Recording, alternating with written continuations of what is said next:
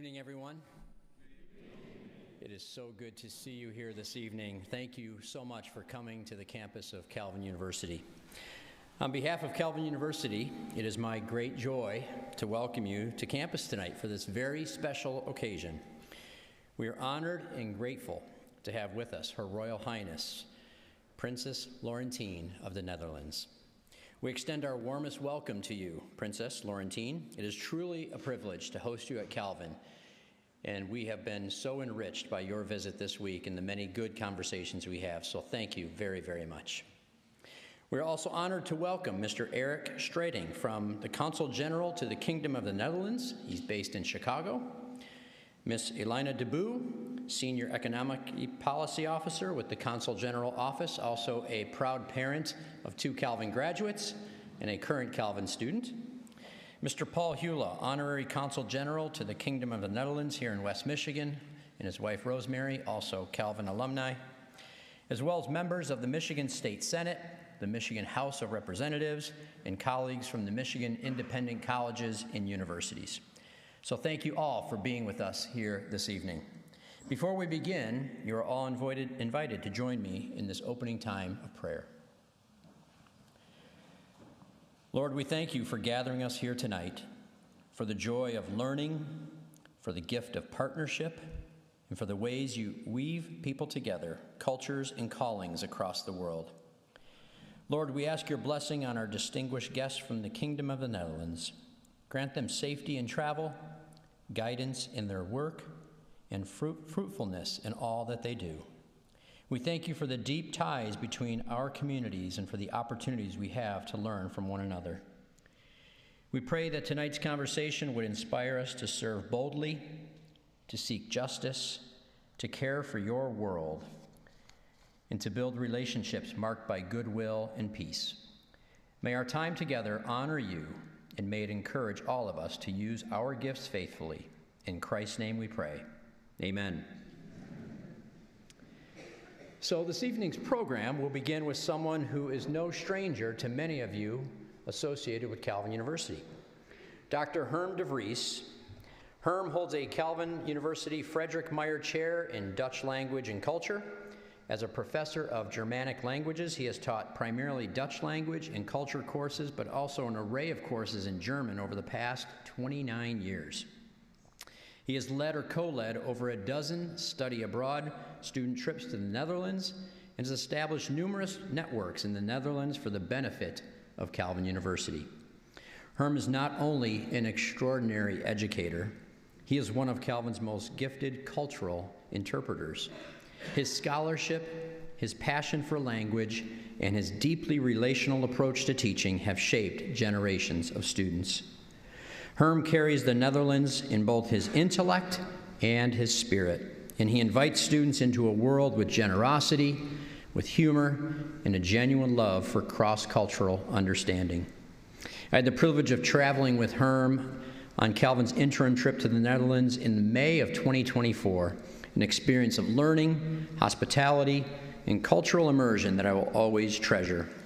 That trip embodied what Herm does so well. He opens doors into history, into language, into culture, and into relationships that last far beyond the classroom. An interesting note, Herm was featured earlier this year in several episodes of a popular Dutch television program called Earlier Times, in a series that profiled the immigration of Hendrik Meyer to West Michigan in the early 1900s. And now it is my great pleasure to welcome the person who has helped many of us, myself included, see the Netherlands, its people, and its stories with clearer and richer eyes. Please join me in welcoming Professor Herm de Vries.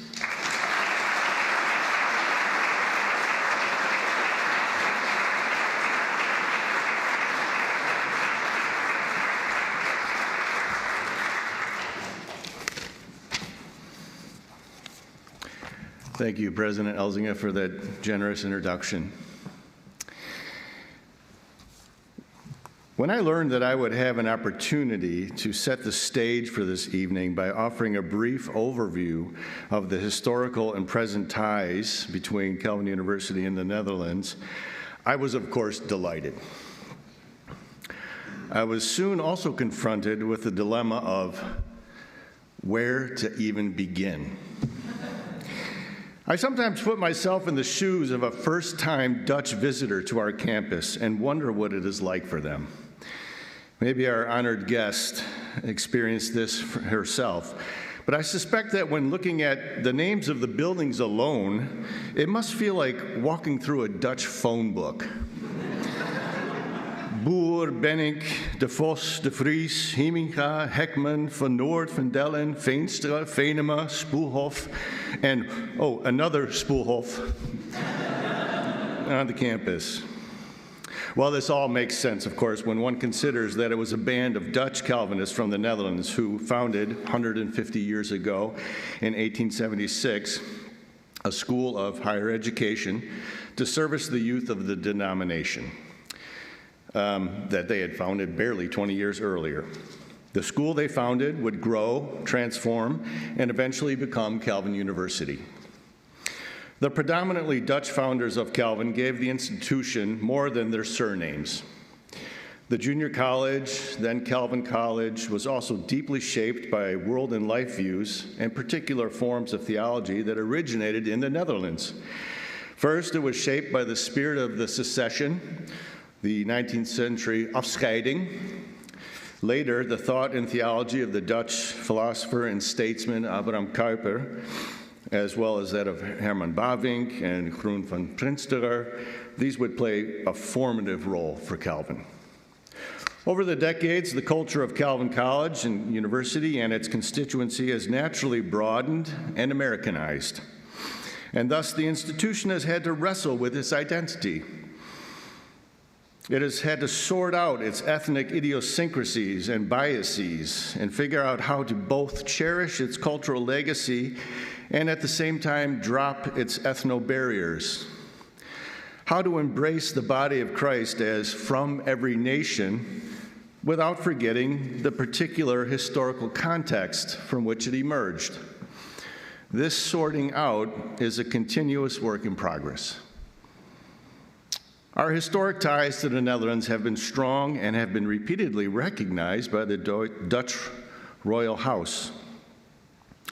In 1952, the newly inaugurated Queen Juliana and her husband Prince Bernhard visited Calvin College's Franklin campus. After Juliana's speech, the Calvin Board of Trustees instituted the Queen Juliana Chair in Dutch Language and Culture and History in her honor. 30 years later, in 1952, Calvin was again graced by the Dutch royal family when then Queen Beatrix and Prince Claus visited our campus and even planted a tree on the DeWitt Manor lawn to mark the occasion. In 2015, several of us from Calvin were graciously invited to briefly meet King Willem-Alexander and Queen Maxima as they spent a few hours at the Meyer Gardens during their America tour. And this week, we've been honored and privileged to have this connection with the Dutch royal family continued by the presence of Her Royal Highness, Princess Laurentien. From the tours, the meetings with community and cultural leaders, and the meetings with administrators, faculty, staff, and students, and on to even your own tree planting, what a substantive, delightful, and engaging week it has been. Hartelijk dank.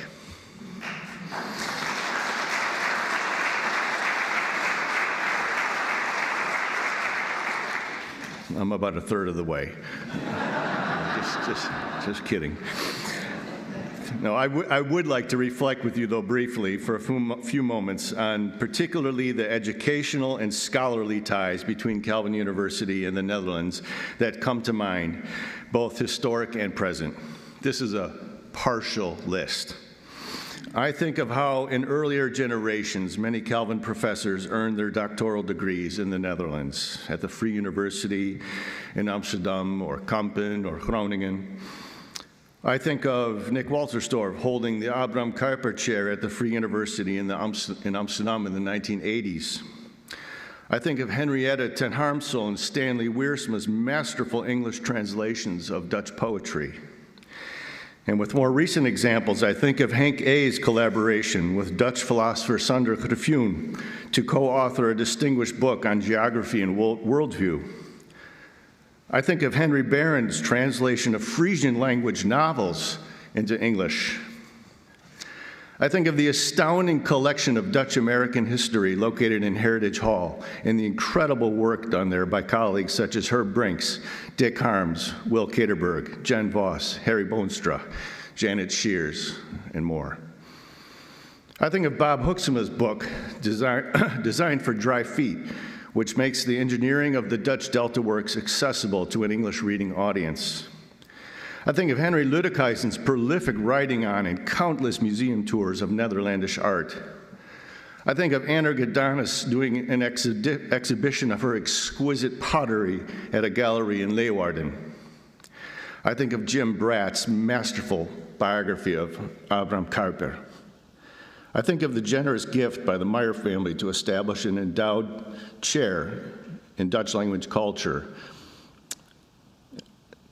I think of Dave Cucci's biology course entitled Anthropocene Case Studies, the Dutch Experience. I think of how campus has twice hosted an interdisciplinary conference on Netherlandic studies, attracting scholars from at least 7 countries. I think of a semester in the Netherlands program, which we ran for Calvin STEM students for a number of years, enabling them to take courses at the Free University in Amsterdam. I think of a partnership emerging just this year between the Christian University of Applied Sciences in Ada and a group of Calvin faculty to explore solutions to the problem of polarization in our world today. I think of one of my predecessors in Netherlandic studies, Walter Lachwey, a pioneer in Dutch studies in America and author of Speak Dutch, which was for many, many years the standard textbook for English speakers learning how to say gezellig and Scheveningen and so much more. And on that topic, do you know that Calvin University boasts the second oldest program in Dutch language and culture in the United States, second only to Columbia University in New York? I've been so honored to carry on our historic program in my work here at Calvin. And of course, I think of the study abroad opportunities for our students. My rough estimate is that in the past 30 years, at least 35 study abroad courses from multiple disciplines have taken place in the Netherlands. I could literally go on, but I won't. We as a university have sometimes been modest, even overly modest, I would say, about the legacy of our connection to the Netherlands. Perhaps out of Calvinist humility, perhaps for rightful fear of being ethnocentric. But I am certain that the accomplishments that I've mentioned did not come to pass out of a sense of cultural superiority. Nope, folks at Calvin have simply had considerable access to the Netherlandic culture and things Dutch, whether through history, through knowledge of the language, through connections, through passionate study, or through natural interest incubated in this particular environment. So as I conclude this short overview, I want to express my personal conviction that we can be proud of the many ways over these many years that Calvin University has been involved with Dutch and Netherlands-related topics. I feel like saying amen, but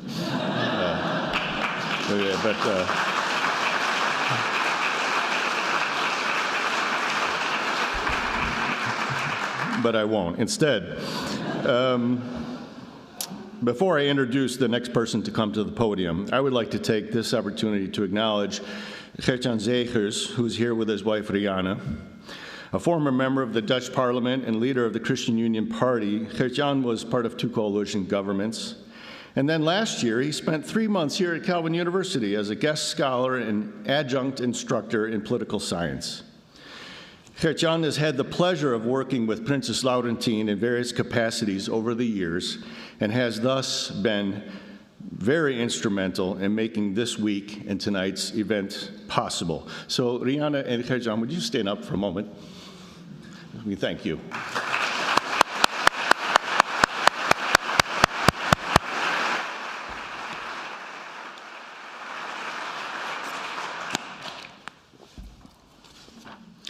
And now, I have the distinct privilege to introduce to you Paul Heule, who is Honorary Consul of the Netherlands, a post that he has held since 2010. Paul Heule, Americans say Hewley, came to the United States from the Netherlands to study at Calvin and graduated in the class of 1985. Paul's multinational business, Eenhoorn, employs hundreds of people on 3 continents. Through his manifold business and cultural networks, coupled with his considerable reach as honorary consul, Paul has built many, many bridges between the West Michigan community and the Netherlands.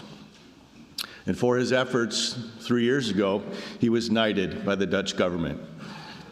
So tonight, you're twice over a knight, right? I think. Yeah, you've heard that joke before, I'm sure. So it has been a real delight, in all seriousness, to enjoy many of the events that Paul has put on over the years, and I have especially fond memories of the annual King's Day, the Koningsdag parties that he has thrown. Would you please join me in welcoming to the podium West Michigan's Honorary Consul, Paul Heule.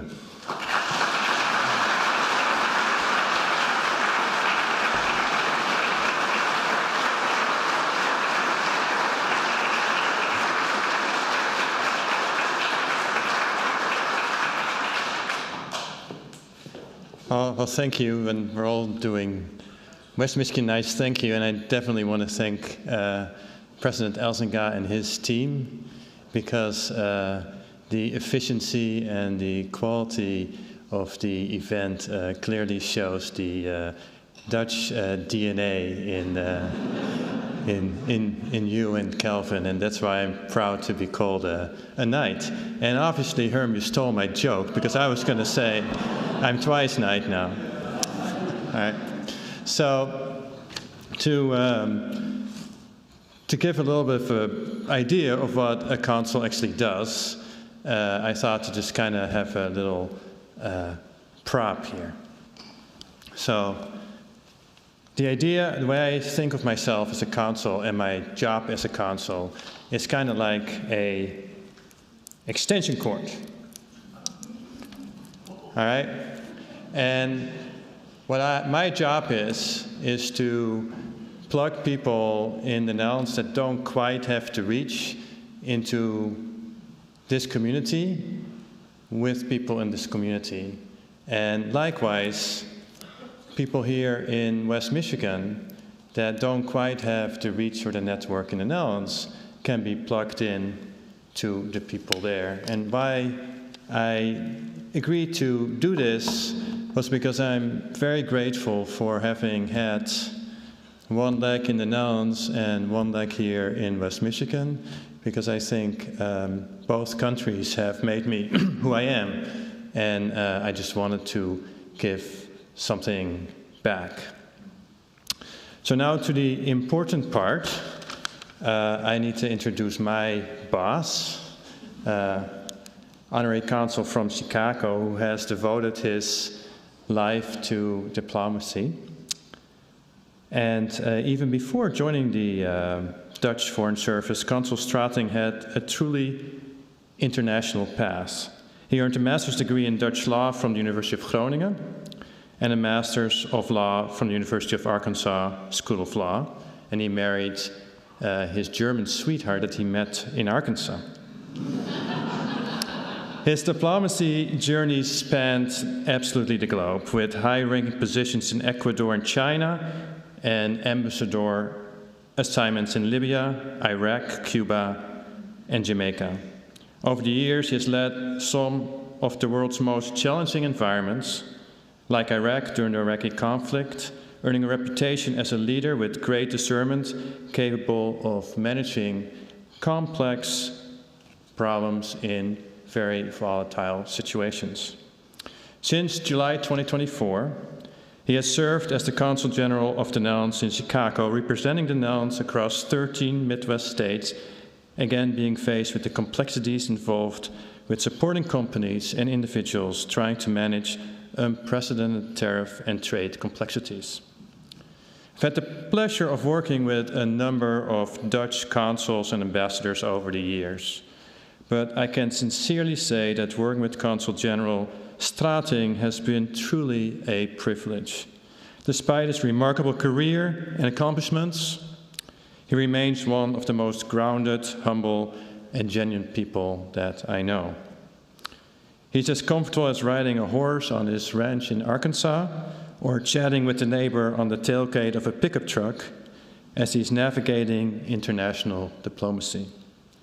He embodies what I believe is the very best in Dutch values: openness, integrity, and focus on connections over divisions. Please give a West Michigan warm welcome to Consul General Strating.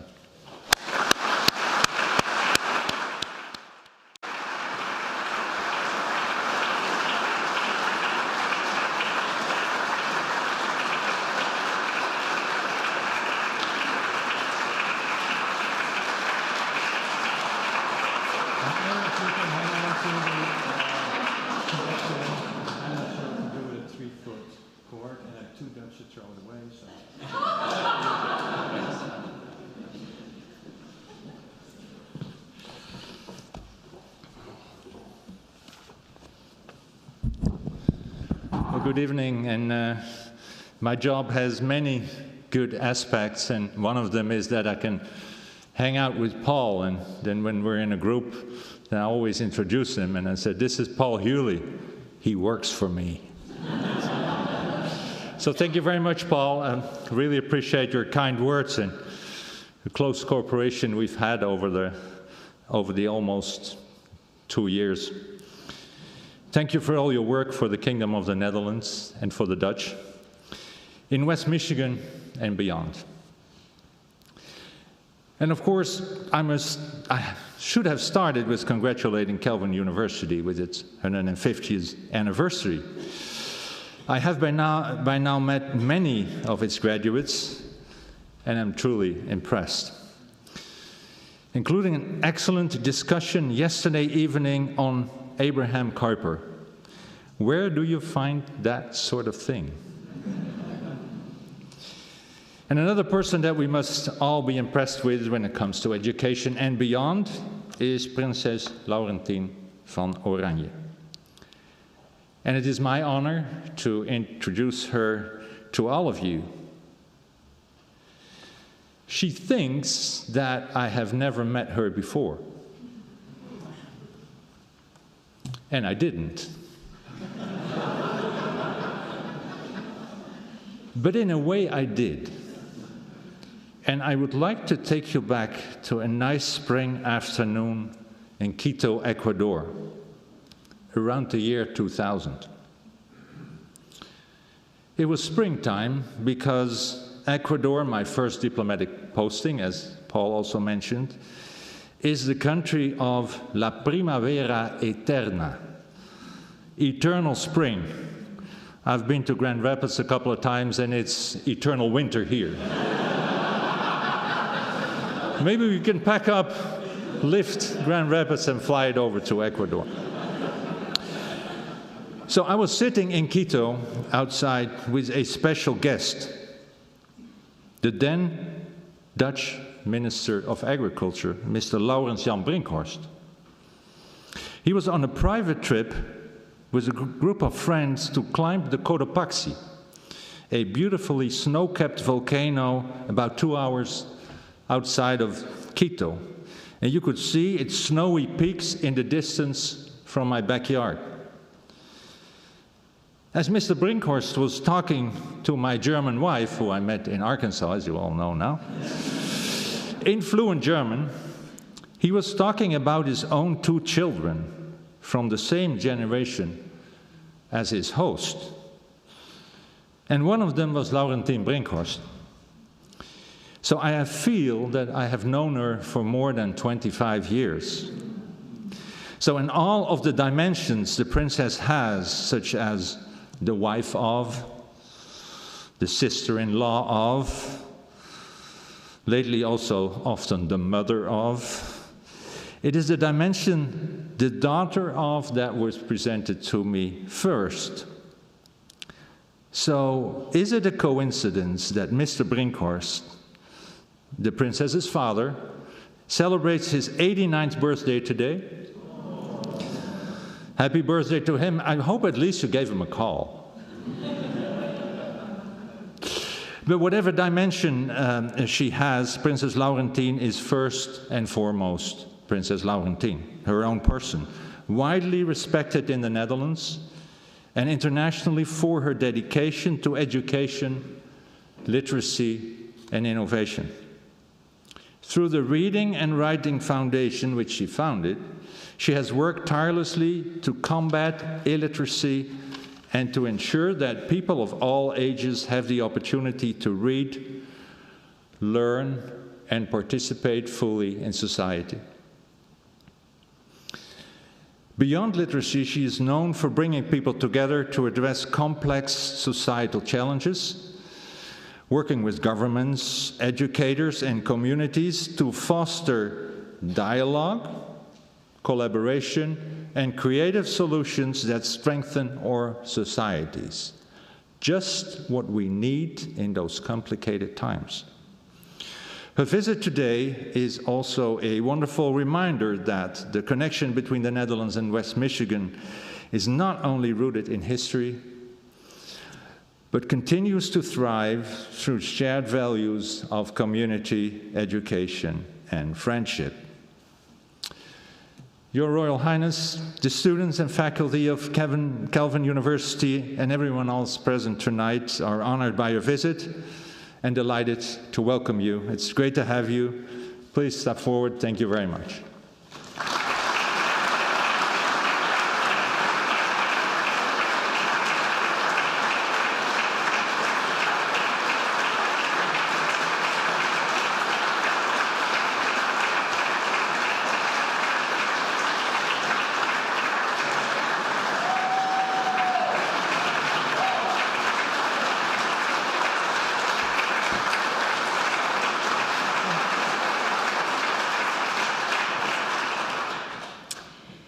Wow. I felt that that was a birthday clapping for my father. And who indeed, Paul, you said that, I mean, we all have roots, and my father certainly has given me very strong roots with my mother, who is from Friesland. Who is here from Friesland? Frisian roots? Yes. And what a tremendous pleasure it is. And I've come to realize that there's definitely there's many things that we can learn from Michigan, but it is definitely the week where I've had and heard the most elegant introductions of everyone, and we can really learn from that in the Netherlands. We are so transactional sometimes. So I'm going to take this back. Gert-Jan, it's all noted. Rian, it's all noted. We take that back. We're going to stop that and create a movement. And that is what my speech is all about. And the other thing that I am so grateful is for this. Because I'm going to take you on a fairly personal journey in my work.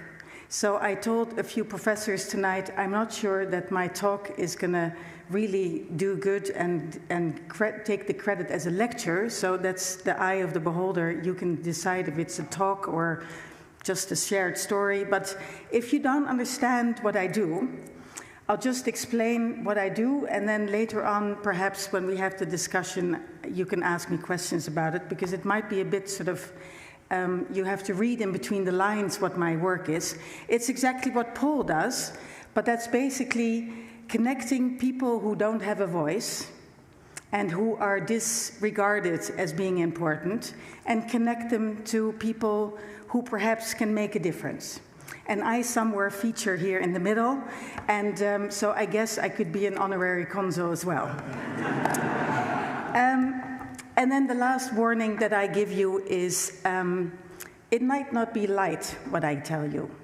So afterwards we're going to laugh, we're going to enjoy, but I want to share some thoughts that perhaps we have to look inside ourselves, and that's been my journey as well. And the other problem is, by the way, after this amazing week here in Calvin University and Holland and Lansing and I don't know, everywhere in between, like Zeeland, for example, where I didn't even go to.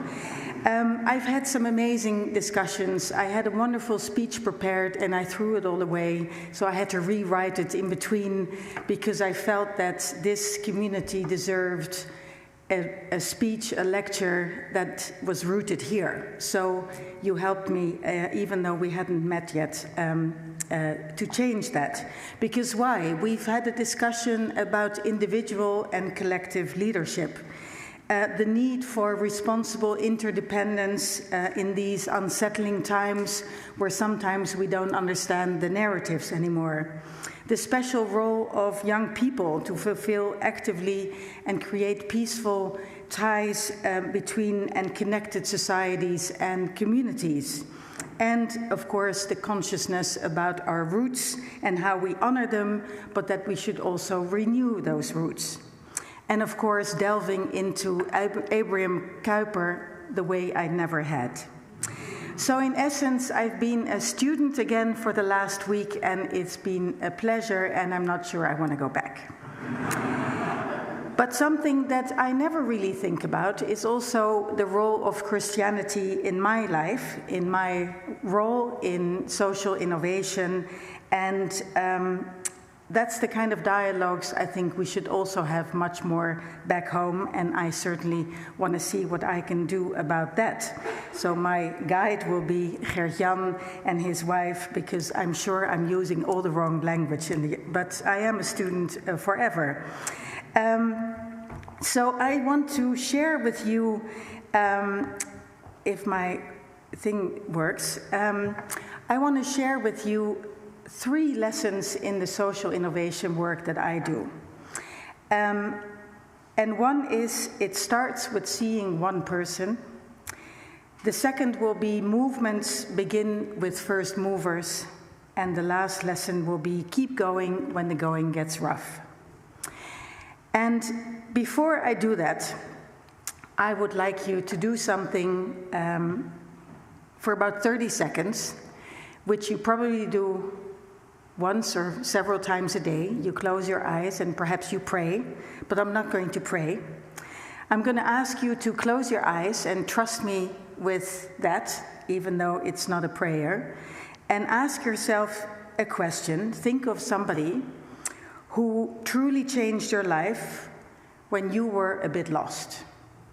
And ask yourself a simple question: why and how did that person change your life? I won't be counting, but it's about for 30 seconds.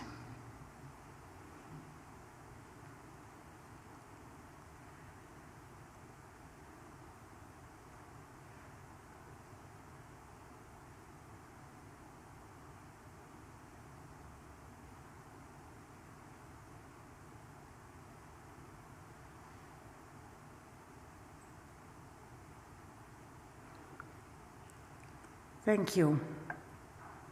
Kindly open your eyes, hold that thought, put it next to you, try and listen, but I'll be coming back to that at the end of this lecture. So my life changed about 6 years ago when I listened to 10 children between the age of 10 and 17, and they were and are the victims of a grave and historical injustice done by the Dutch government to about 40,000 people who were wrongly put on a list of fraudulent and with great impact on their lives. They were asked to pay 10,000, 15,000, 30,000 out of nowhere and pay it back, and you can imagine that they suddenly got into debt, they lost their homes, they lost jobs, children were taken out of the home by the protective services, and it was a nightmare. But they didn't know why. They didn't know what was happening. It was like Kafka coming into their world, and little by little, like a ghost out of the room, went their autonomy over their lives.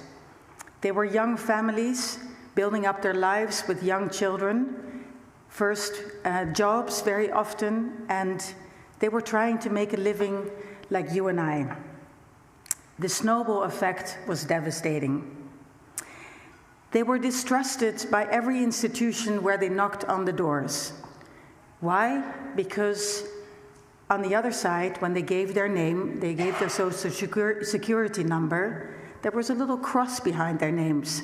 And suddenly, the friendly face from behind the counter became distrustful, and somebody thought, why suddenly they're becoming distrustful? They didn't know. Every part of the system failed them,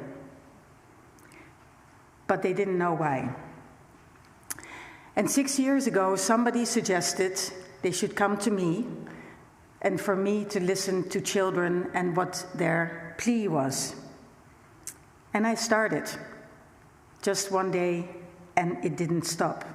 I couldn't stop, because the more you listen, the more you hear. And it also confronted me with my ignorance and my privilege. And privilege is a very uncomfortable thing to look at in the eye, in the mirror. And it's a triple privilege. A privilege of not being a victim, not knowing about this all these years, and the feeling of shame that I could have been standing at a bus stop next to somebody who was dying inside. Just like other Dutch citizens who also didn't know all these years. But the privilege of being trusted with all the grief and stories, and thus I got a deeper sense with what the actual problem was to solve. And if you listen carefully to anyone giving you their stories and telling you about their grief, they give you all the insights. And the more emotions that there are, the more uncomfortable it is, the more you're confronted with your privilege, but the more wisdom you will hear. And the one line that guided me over the past 6 years to help to solve this injustice was, no money will ever repair the damage. And through that, I learned that being trusted is a privilege, is a luxury. Trust is a luxury. And it is humbling to realize that you're part of the problem, but in my logic, if you're part of the problem, you can also be part of the solution, no matter what. Looking away would be too easy, but it was also perhaps the easiest. And given the fact that it was one of the most political issues in the country at the time, it could have been easy to look away. I just couldn't. I guess because of this. And that leads me to, indeed, the title of what I want to talk to you about. The fact that how can you solve something at big scale and just start somewhere with a clean sheet of paper and that one sentence that you hear. It starts with one person, and you just keep on going up until the fact and the moment when it's solved.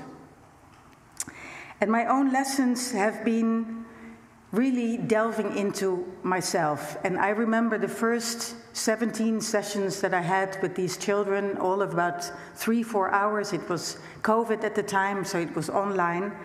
And I came back sad and sadder every night. And I kept crying, and my husband said, you know what? And I was frustrated with myself because I want to be rational and I want to do my job. And he said, you know what? Allow it to happen, because you might become the only person who senses this problem deep enough to be able to solve it. And sometimes I listen to my husband. And so perhaps one of you, and every one of you, you have your own context of your work and your life, and perhaps you're facing real-life situations in which you also have to question, do I stay silent or do I step forward? Do I stay away and think, who's to blame and who will fix this? Or find the courage to examine your own role in it? Do I speak out for someone who's ridiculed and talked about badly? Or do I actually stay silent and let it happen? Do I want to stay in a comfortable bubble, or do I say, you know what, I will step into the unknown? And I've learned that life becomes much more complicated, but also much lighter when you begin asking, hey, what can I do to change it? Why? Because you take the freedom to be guided by your values. I never knew that equity, injustice, justice, all of these were my values, up until the fact that I was confronted and had to find a space within me to actually go through the endurance that we've been going through. And that takes me to my first lesson. It all starts with one person. I believe that complex social problems involving a lot of people cannot be understood, let alone solved through an ivory tower lens. Because in an ivory tower, there's tendency to think in terms of large numbers, budgets, efficiencies, algorithms, but human design solutions always start somewhere else. It begins with a name, with a face, with a story. And because no story is the same, you need a lot of stories to get the full scope of the problem. And the more you hear, the more complex it becomes.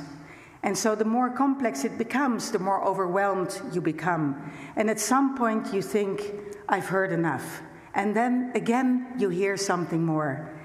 And if you listen carefully, and if you listen to your intuition, at some point you feel a moment of saturation. You feel, now I grasp it, now I feel it. But listening to the grief of somebody is really uncomfortable. Listening to the grief of injustice, it forces you to examine and to question my own life, my own values, as I said. And we know that our ego is conditioned not to listen to that if it deharmonizes my own image of myself. So the key and the hard work is to keep your ego out of whatever you hear, because it is not about me, and it is about me. But it's not about my ego, it is about my values. But that dance that you have to make is important while you're trying to get a grasp of this issue. Are you still following? Good. Our ability to value that one connection to one person is the only thing that will ever guide us to understand an issue. And for those of you who know Ubuntu, the African philosophy, it teaches us, I am what I am because of who we are. I am nothing without you.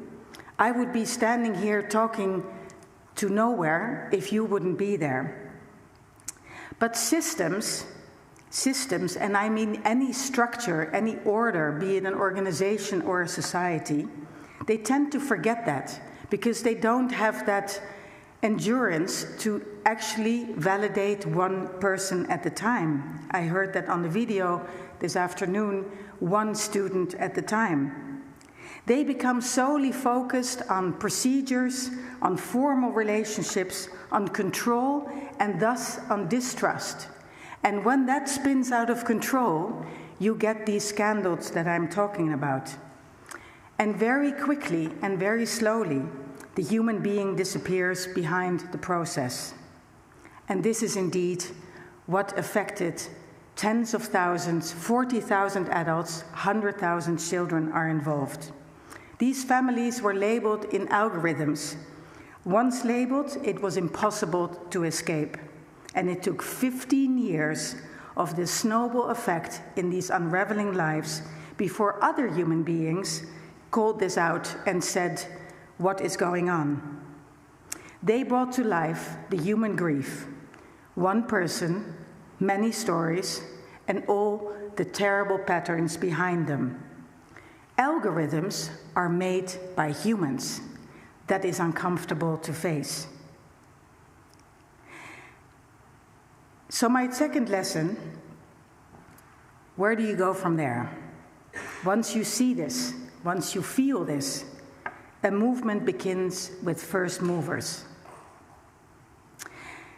So when this story is, as you can hear, is money was the problem of the unraveling lives.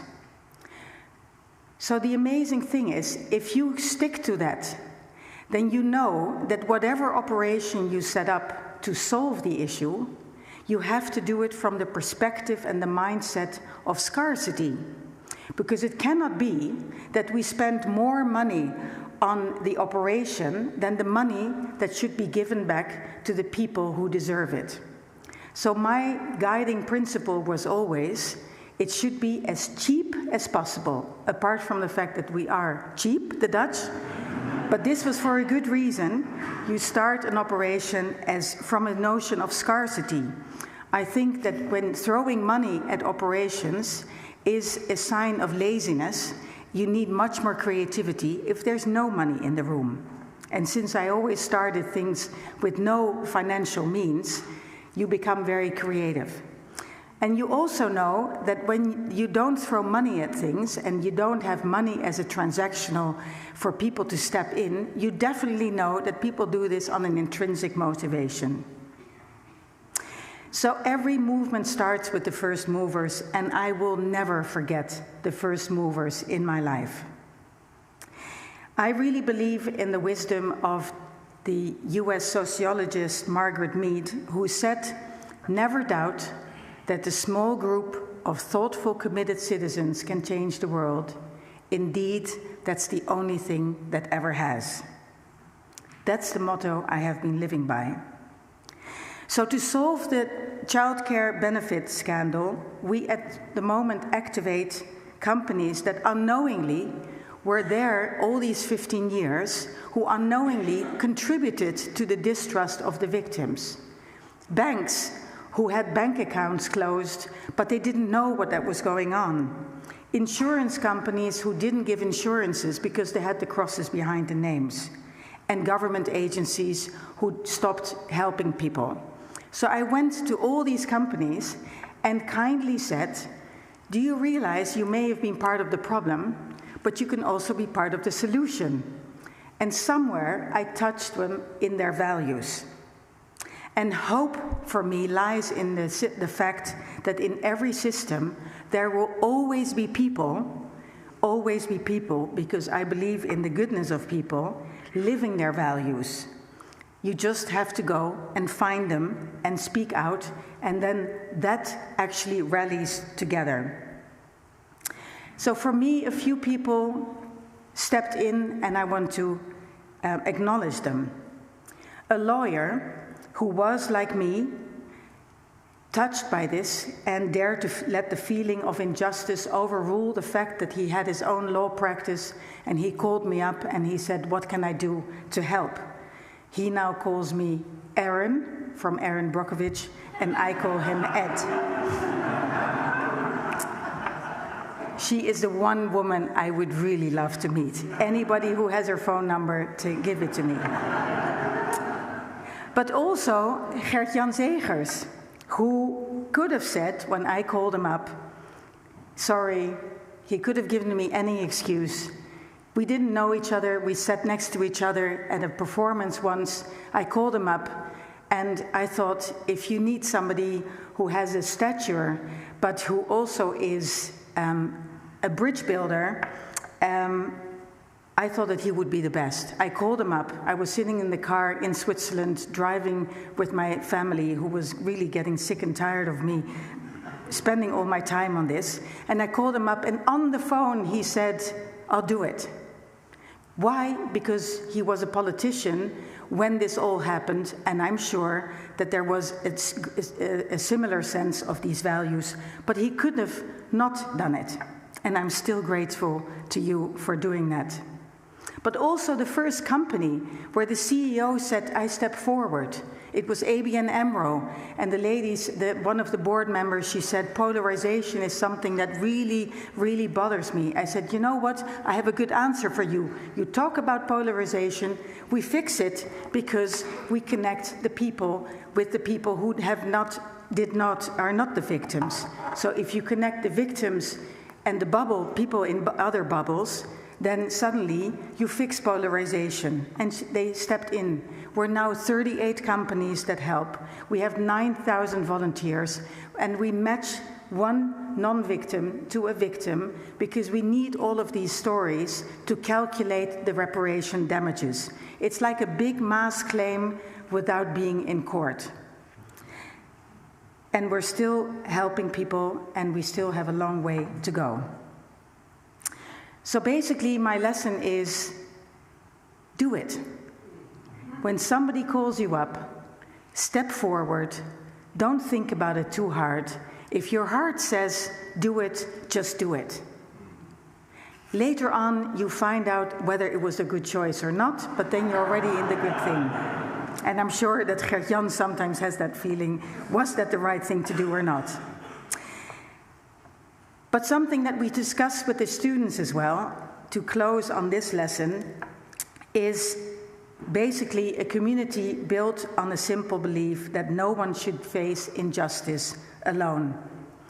And also that all of these forces of positive change can further shape that mission. And the wonderful thing is, you have to let it meander and find its own course. So you shouldn't try and if you're on a big mission, let new ideas float, not from your mind, but from the ones who actually are helping you. Because I also believe in another quote from also an American author, and he wrote a book called Building the Bridge as You Walk on It. And that's another motto for me on this lesson. And he said that when you commit to a vision of something that's never been done before, there's no way of knowing how to get there. You simply have to build the bridge as you walk on it. So you cannot shape it completely. You have to let that control a little bit out of your hands. You have to keep oversight of a lot of different things that are going on, but let it happen and step forward and help. And of course, last night, the conversation about Abraham Kuyper, when he talked about that change is always permanent and flows organically, it really resonated with me. And that gets me to my last lesson. You're still up for it? Yes? Change is, by definition, shaking up the status quo. So I talked about ego, but we also don't want to be shaken up. Or it takes a lot of open minds to be saying, hey, fine, I'm open to be shaken up. And this is why I love young people, because they're not so stuck in their own minds. And we should all remain the child and find the child within us. Because what happens if you shake the status quo? People feel threatened. To those who want to keep things as they are, they feel threatened. Perhaps because they may be afraid to lose their position. Perhaps because they've distilled their identities from their function titles and their positions. Or perhaps there's a financial incentive that stands in the way from doing the right thing.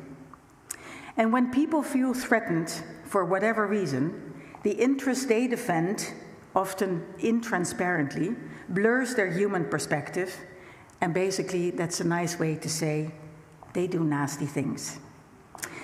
I won't go into detail of what people did in nasty things to me, let alone to the victims, and not to compare myself at all in their situation, but I had some hardships going through.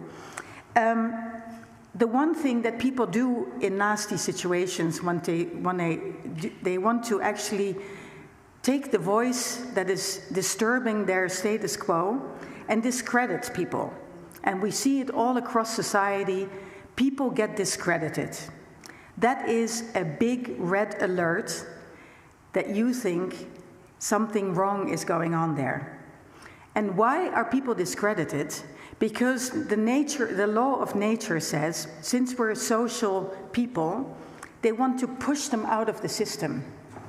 Why? It's because when we're pushed out of the system, we get isolated, and it goes to the very core of our existence.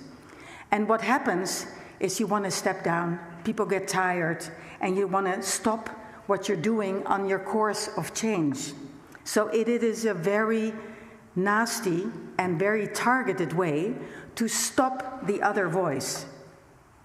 So when people try to discredit me, others did stand up for me publicly. My husband, who gave one line on a radio station and suddenly people who didn't want the status quo to be challenged, they actually said, "Why did you do that?" He said, "I was standing up for my wife. I know her." Because I listened to him. Or Gert-Jan, who also was brave enough, or a few other people as well. So people standing up for you publicly is important, but equally important is when something happens to people in your community, also step forward privately. And I can tell you, when the going got tough, I got hundreds of letters, hundreds of flowers, of books, of inspiration. It was incredible. I sailed through this difficult storm because other people carried me. And I cried a lot during those months when it was really rough, but I think it was probably also because I was so overwhelmed by all the love that I got. But also it was enriching when the going gets rough, and I can recommend it to anybody. I had to examine what I stand for, what I should have done differently as well, and where this can lead to going forward. And at the moment, maybe it's because I'm almost turning 60, but I really feel fearless. My best friend calls me fearless, has been doing that for many years, but I feel fearless. But I always have this little man from since I was a little girl sitting on my shoulder. The moment I say that, I think he's going to attack me and come up with something bad. So I'm sorry, I'm not fearless, but I kind of am. You probably know this feeling, this little man or little woman or little something sitting on my shoulder. But just to close, I am fearless because the job is not done. And I'm very excited that now this is on its way, but we have the children still. So I've come full circle. The children are victims in their own right. They had a different experience about this whole injustice that was done. They had different youth than they could have had. So suddenly you have about 100,000 children who feel that their identity was done, actually shaped by this injustice. So since we've moved on, unfortunately, 6 years on, can you imagine that we haven't been able to fix this in 6 years? AI came into our lives. Now is my big mission to take this proven method of listening, writing up the story, and taking it through an economic model that is very just. And I can now do this much faster with AI.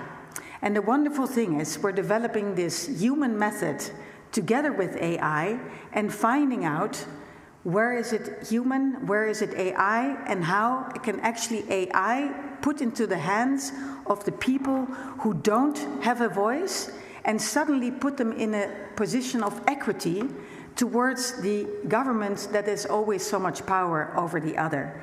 And I really have this on my it's such a wonderful thing to innovate with young people and to find out that balance between humanizing and AI and how you can combine that. So let me conclude and come back to the people that you have in your mind that you did and you thought of when you were closing your eyes for about 30 seconds. I'd love you to think and leave tonight later on and think, what if that person didn't step forward and listen to me? What if they looked away and said, the system will handle it, or somebody else will step forward? Your life might have looked very differently. That person may not have changed the whole world, but he or she changed yours. And because you were changed, you also changed in whoever you came into contact with later on. That is the circle of life.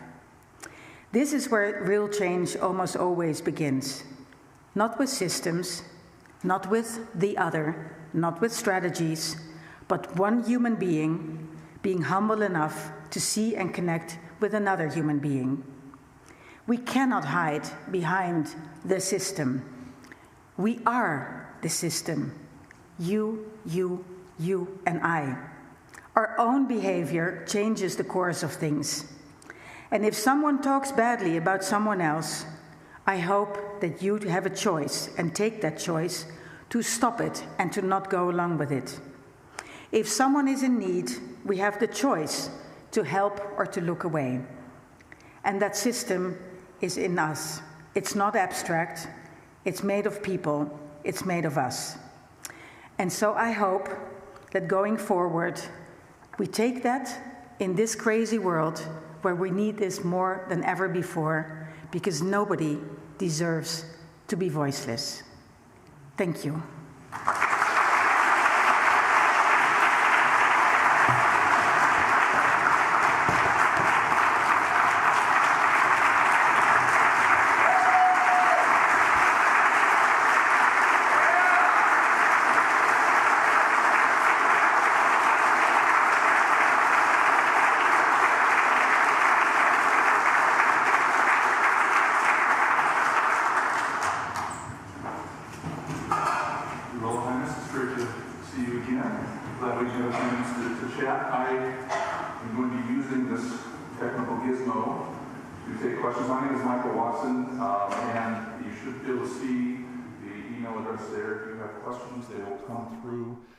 And then I will relay them to you, and we'll just chat for a bit to conclude our evening. Can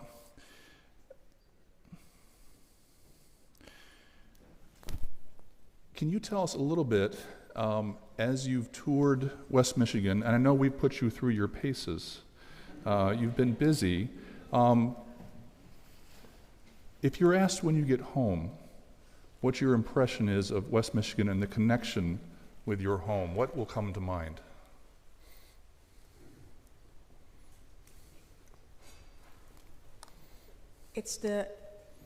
I said it actually when I was planting the tree, and it's really about the present, the past, and the future. And with all of the hands that I shook in the Holland Museum, where everyone gave me a little fraction of their story, their little pride of the connection back to the Netherlands. That's what I felt really was humbling. And one gave me a book, a few people gave me their book, the story of their parents, of their grandparents. So it's that story that lives in every one of us. And yeah, it's humbling to hear that and to be trusted all of that. Well, you've probably heard our language at least a few times, that we aspire to equip our students to be agents of renewal as they go out into the world, and you've given us a great example of how that has worked in your life. At the same time, our students have concerns. There's anxiety about getting a job, getting into the next school. Do I want to be married? Will I be married? Where do I live?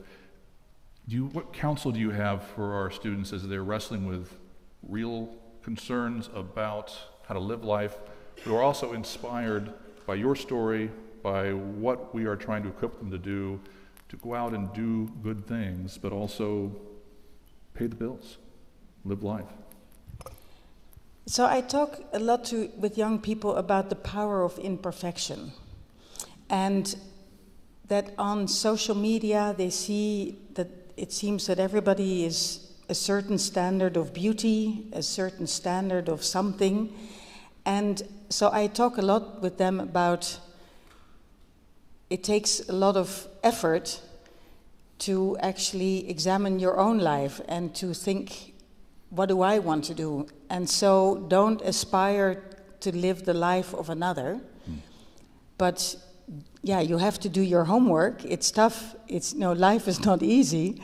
You just have to, but you do have to find your own passion and not compare yourself to people on social media. And my daughter is very active on social media. She has about 450,000 followers. I don't follow her because I think it would drive me crazy. Because we know that, when our children are, not in a good. If people criticize her, it would annoy me. So I decided I want to live my own life. It's complicated enough. But yeah, she found an amazing way to kind of let that slip and really sort of find her own voice.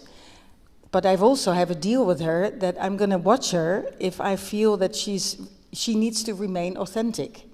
And so for young people, yeah, find yourself, I think.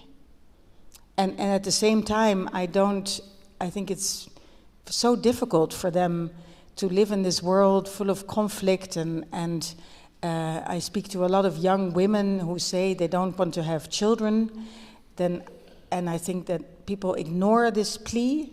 I think it's the most existential resistance when somebody says, I don't want to have children because I don't want them to grow up in this world. I think we need to take that very, very seriously. Right. Yeah. So here's a question that has come in.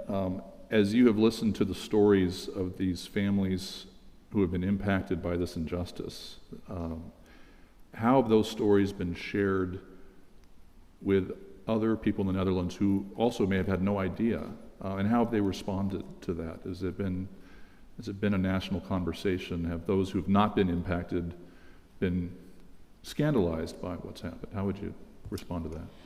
Yeah, so the one thing, so through the method that we developed, because I wanted to do it on the cheap, I thought, the easiest is to activate all of the citizens one by one who spent about 10 hours, maybe in 2, 3, 4 sessions, and they get a format. We train them online for an hour to listen without judgment. I always call it the anti-training, because I think it's very strange to have to train people to listen without judgment. But they love the training, and then they go out, they get a format, and they get the full story on paper, so that our analysts can then calculate what reparation damages they deserve, and it ends up with an agreement with the government.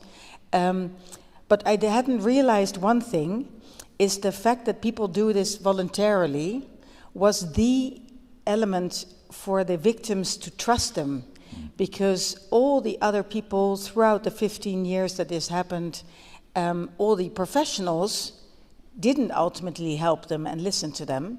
And so the voluntarily role of listener was a really important one. And what we see now and what we hear is that since we activate companies to help to get their employees to become the listeners, suddenly the listening becomes a new conversation within those companies. So you're actually cleaning up a lot of the systems where listening kind of left the room.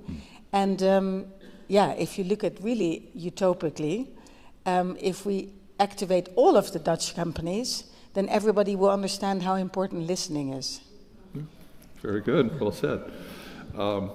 You mentioned first movers, and you mentioned some people that were very influential in your own life. Were there any female role models that you look up to that helped you become who you are? Apart from Erin Brockovich. Well, I have a funny relationship with the notion of role models, because, and I also say this to young women, and we say, oh, you're my role model, and I say, I don't want you to be your role model, because I want you to be yourself. So I find that I think it's difficult. I think I like pieces of people. Today we had conversations with a number of female politicians who are very brave in a very harsh political climate with a lot of strong narratives and personal attacks, and I'm in awe with them. I'm in awe with everyone who dares to do the quiet resistance or in difficult times. And so yeah, long-winded answer to go back to Erin. Yes. Okay. A couple questions. Also, I'll take 2 questions and. How's that? Okay, take 2 questions and. You mentioned a couple times that coming to West Michigan and Calvin has helped you reflect on faith a little bit. Many of the things that you've been involved in, literacy and education, poverty, injustice, for us here with our students, that goes hand in hand with thinking about faith. Would you want to take the opportunity to reflect a little bit on how faith works in with you and how you see these causes you've been involved in? Yeah. So I think two things. One is, so I have a lot of faith that you will be successful in the mission. So if I feel that I'm on the right path, and then I know it's going to work. So I'm kind of, maybe that's where the fearlessness comes from. And but I kind of feel over the last few days that God is still. So I grew up with prayer. But not so explicitly. We don't talk about it. But somewhere there's a faith, but I'll have conversations with you about how to find that better. So that's one thing. And the other thing is I am a deep believer in the collective. So everything I do, I never do things alone. And I think church, if there's one institution where, sitting together, side by side, across all hierarchies, positions, whatever, and that feeling is really strong. And I think that I find it strange. One of my best friends is a minister, and what frustrates her is that a lot of soul searching is taken out of the church in all kinds of guru things, whatever. And why not do this in church? And on the one hand, of course, people deserve their own freedom to find their own forms, but why not have an institution that we have? And I fully agree with that. Actually, keep it simple. We wrestle with that too. And also, you take the economic models out of it. Then that also helps.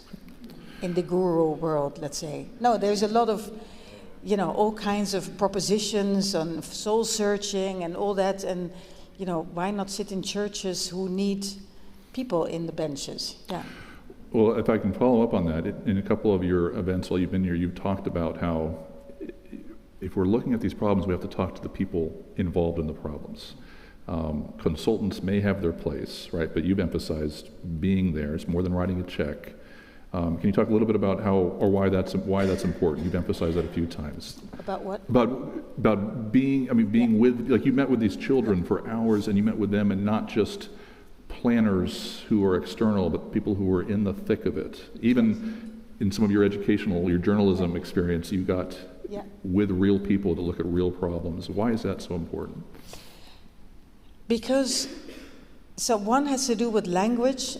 I think that language is my weapon to, so take, for example, literacy. The fact in the Netherlands, they're called lowly literate people. That label can only have be made up by highly literate people. And who in the right mind would call yourself low something? And that for me is a giveaway that was done somewhere in an ivory tower. And if you are literate, if you don't have the knowledge of a certain language, what do? You go and find online, or not online, how do I go to a certain course, and you put yourself down, and that's what you do. And literate people come up with a solution. That's what I found 25 years ago. Oh, well, why don't we give a lot of language courses, and then the problem will be solved? No, then you unravel. You talk to people who didn't know how to learn to read and write throughout their lives, and this is about being set in the back of the class, about being ridiculed, about feeling bad about themselves. So that's the problem. People feel ashamed. And that asks for a completely different solution than a literate person would say, well, get these people to go and get a course. So you always have to, so the solution will be different because you have a different grasp. One other example, perhaps, when I was a student at Berkeley, I examined homelessness, and I lived on the beach in Venice Beach for 2 days with homeless people. And what was the solution of the city of Los Angeles to solve that? Because they wanted homeless people to have a job, to give them money to go on a bus. And then the city of Los Angeles was annoyed that nobody got on the bus to go to Los Angeles to go and get a job. Well, understandably, because when you wake up on the beach, you feel awful, you feel ashamed, you feel dirty, you're not going to get on a bus. So they could have invested, if they had asked them, what would you need to solve it? The problem would have, the solution would have been very different. And so there are limitless examples of how you sitting in an ivory tower and you're far removed from the problem, you will just, look in the wrong direction for the solution. Okay. Well, I was not born in West Michigan. I got here as quickly as I could. While I'm tall, I am not Dutch, but my Dutch colleagues have helped me understand that sometimes they can be straightforward. And so this question might be characterized as straightforward. Americans have an interesting relationship with royalty and monarchies. What would you say is the future of kingdoms, of monarchies, of royalty in a democratic age? I told you, I warned you. Yeah. Especially that last line on the democratic, yes. Who is on social media? Okay, this is a private conversation, right? Yes. So I believe, so if there's something very radical, monarchies, not just monarchies, maybe some more broadly, they used to show their power through richness and big palaces and lots of richness to show their power. And I actually think that in this day and age, power is through humility. So I actually think that in a time of polarization, institutions like the monarchy are more important because they are like extension cords, not just pole. But seriously, we need bridge builders, and you can try and cut my head off, but up until the day I die, I will be part of these institutions, and that is, you're intangible. And it's a good position to be in because you can be very neutral. And in a scandal like this one, you can look at it two ways. You can say, it's too political, she shouldn't be doing this. You can also say, hey, she's in the perfect position because she's in a neutral position. And I believe that the role of the monarchy is to listen and to not step away and not shy away. And of course you have to do things, and it's easier for my husband and I than for my brother-in-law, the king and the queen. But we are we are trying our best, my husband and I, to fulfill that role with dignity and respect for the institution, but at the same time, do what we need to do. I think that's a great answer. I want to thank you. I think you have a gift for advocacy and for conversation. And I want to thank you for sharing those both with us this week and right now. So thank you very much. I'm going to ask President Elzinga, turn the stage over to him. But thank you very much. Yeah.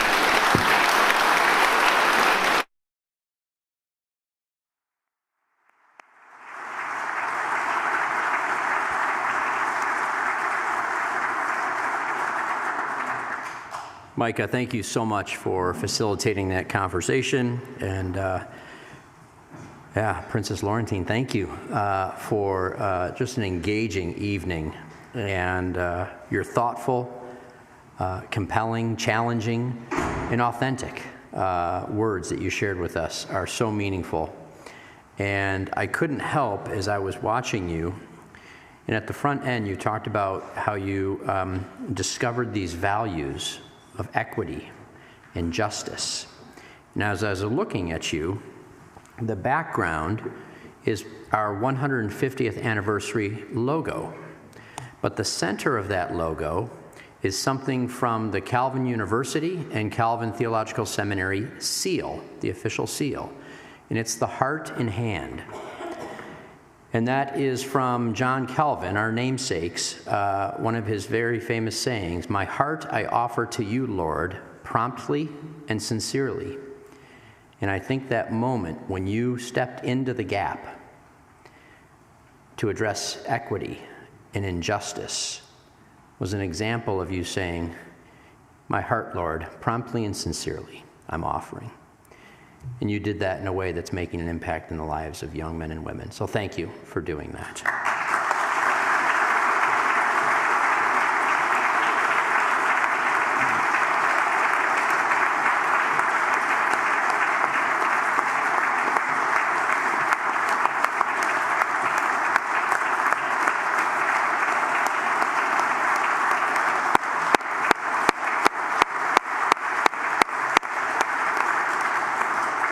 At this time, it is our honor to present small tokens of gratitude to you and your diplomatic colleagues as expressions of appreciation for the ways that you enrich the relationship between our communities, your support of Calvin University's mission to impact and educate students for Christ's kingdom.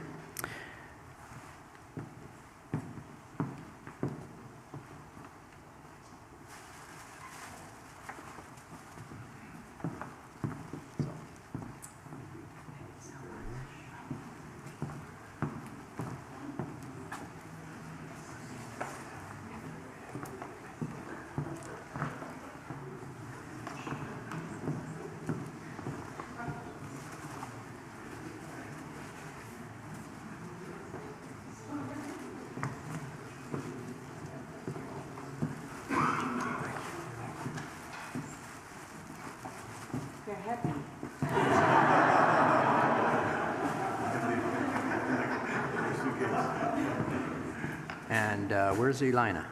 This is for you. This is for you, so we'll take this to you. So thank you all for your partnership, for your support, for your participation this evening, for the ongoing connections between the Netherlands and the West Michigan community. I also want to offer a special thanks to Professor Herm de Vries, whose leadership and expertise and contributions has made such an impact in this community. To Professor Micah Watson, and Director of the Paul B. Henry Institute, for helping steward this event and supporting the conversation that brought us together this evening. And I also want to mention, Paul Hula said how impressed he has been with how efficient and well-run this week has been. And there are many people that contributed to that. But there is one individual who brought it all together, and her name is Sherilyn Christians.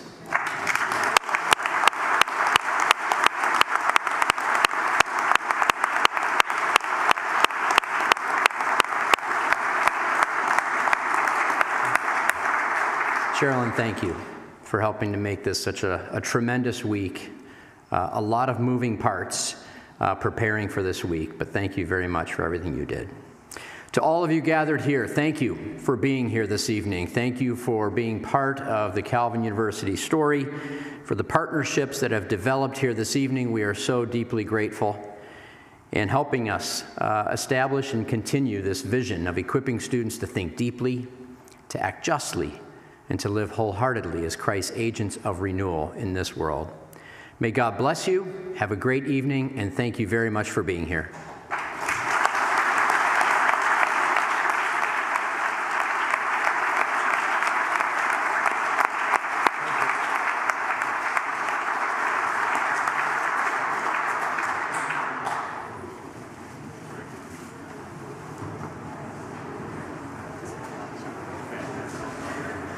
Well done.